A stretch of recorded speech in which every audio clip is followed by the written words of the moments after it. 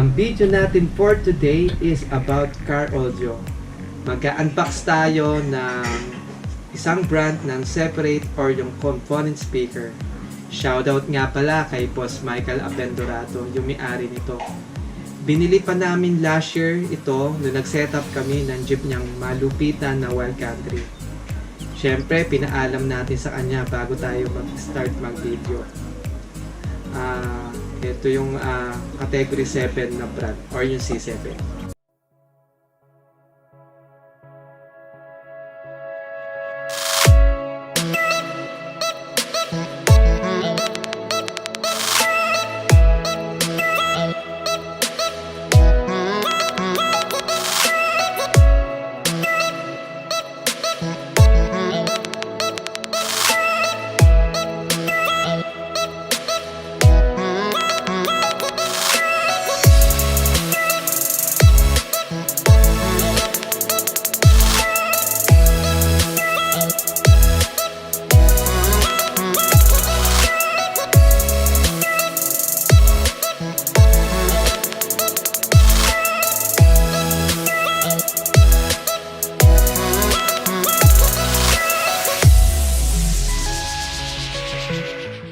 Ito, bubuksan na natin ngayon itong C7.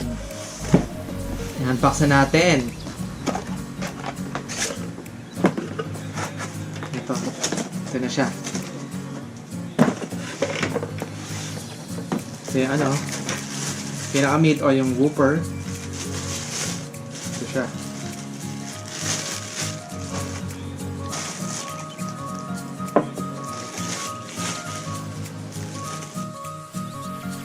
Isa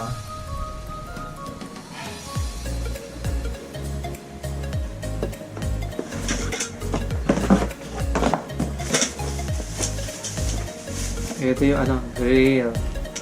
Okay.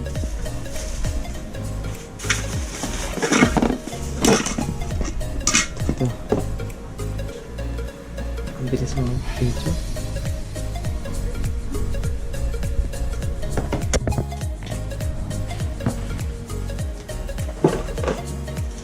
Natin muna to dito. Tapos pwede dito yung kanyang tweeter. Yan yung tweeter. Yung dalawang tweeter.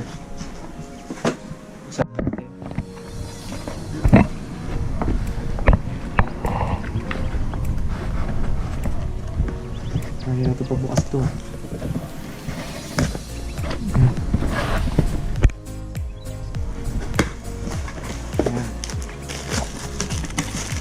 Siyempre, yung mga wires, speaker wires niya.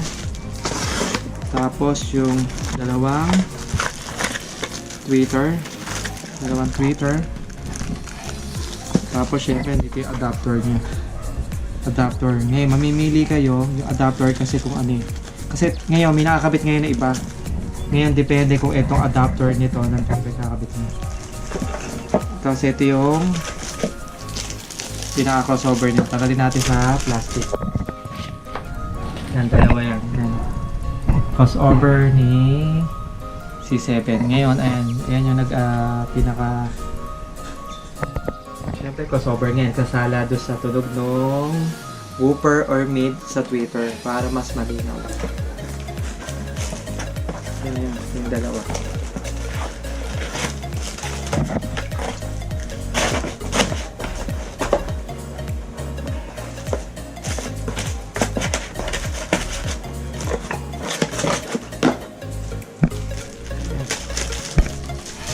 Yung dalawa.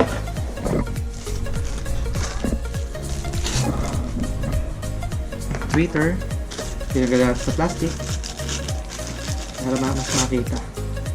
Yan. Yan sila. Yan yung kapamilya, kapuso, kapatid. Yan na siya.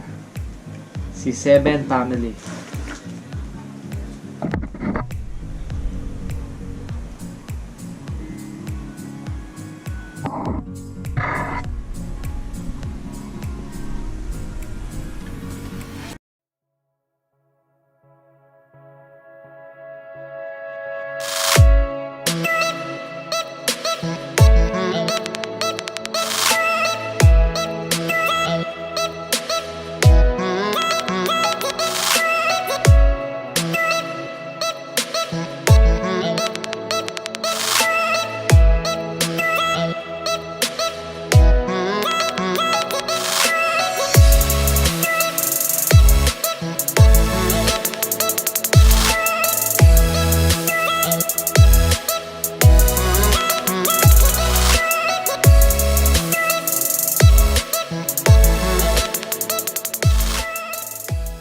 ngayon,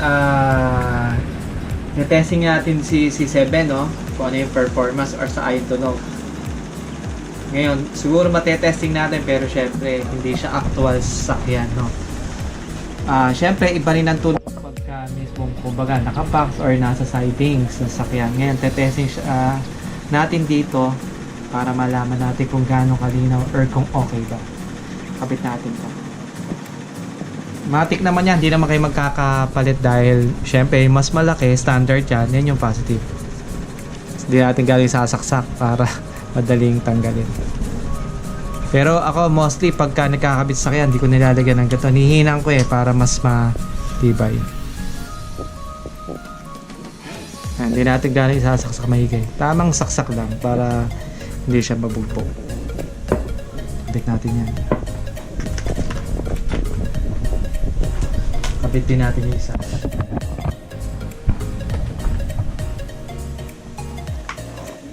Ganun pa rin, syempre. Basta standard to mga bossing.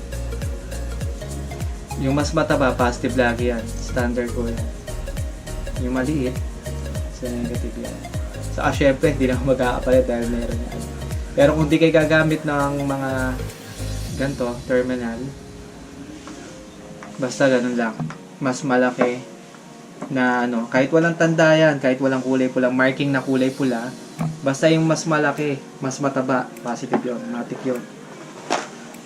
Dito nga pala natin testing yung yung C7. Ngayon, shoutout nga pala yung dating may-ari si bigay sa atin ito ni Boss Joel Ignacio, galing dun sa high ace niya. Yung Magic na siyang ginawa ko, yung Milwaukee na setup ko, sa kanya galing ito, binigay sa atin. Minsan to, kaya pinatna namin kasi minsan ayaw bumukas, minsan naglolo ko pa talaga. Minsan lang nag-on.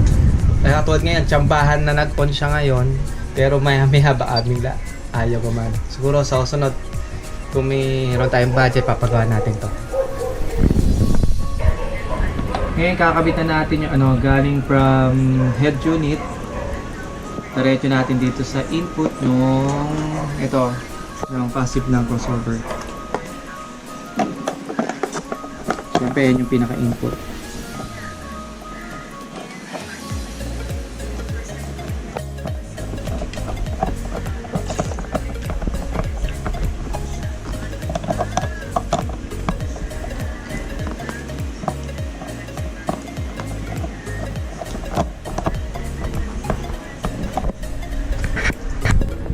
Nga pala yung Twitter ni C7. Ngayon papakita natin kung ito diba yung may additional na adapter. Ngayon syempre gamitan natin para matanggal natin yung pinaka Twitter dito sa pinaka adapter. Gamitan natin ang precision screw, tulak lang natin yan. Papakita natin na papalitan natin ito ipapalit natin. Sample lang natin, papakita lang natin. Lusot na natin.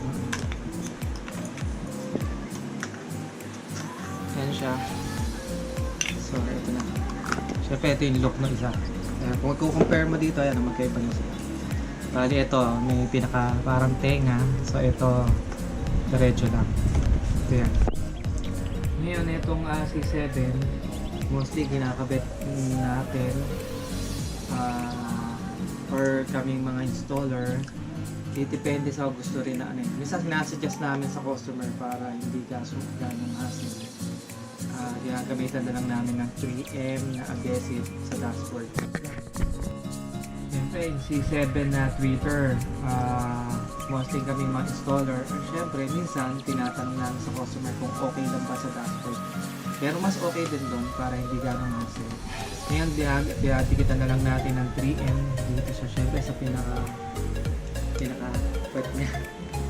Para doon na lang. Or kaya, depende sa trip ng installer, kaya ng customer kung sa mga sidings sa bandang taas, nakakabit.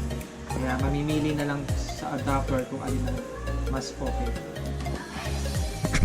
Bali, nakakabit na to sa head unit. Ito yung pinaka-input ng crossover galing na head unit. Ngayon, dito tayo sa tweeter section.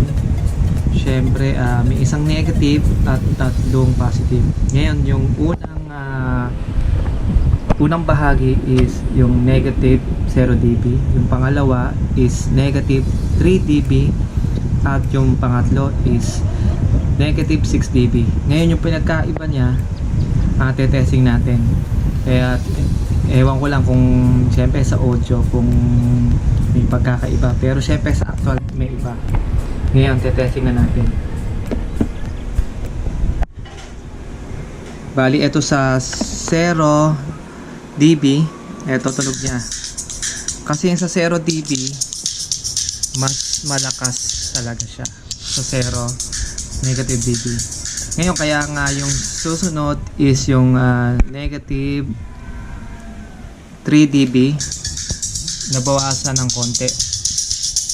Ngayon, yung pinakadulo is yung negative 6 dB. Ito. Sa actual, mas narinig nyo siyang mas nabawasan. Ngayon, doon sa negative 0 dB is yung mas malakas talaga siya. Yan. Yan yung gamit nung sa Twitter na yung 3 dB na yan. Yan yun.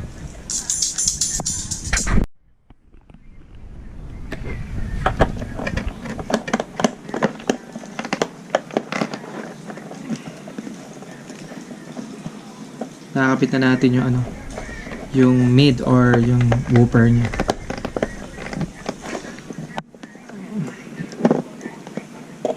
Tumunod yung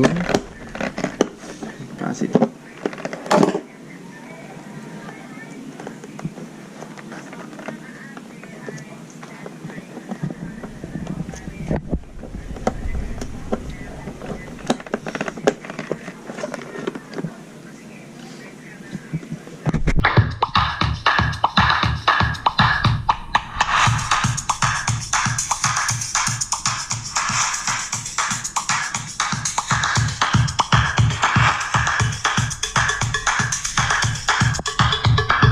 Yung tunog ng C7.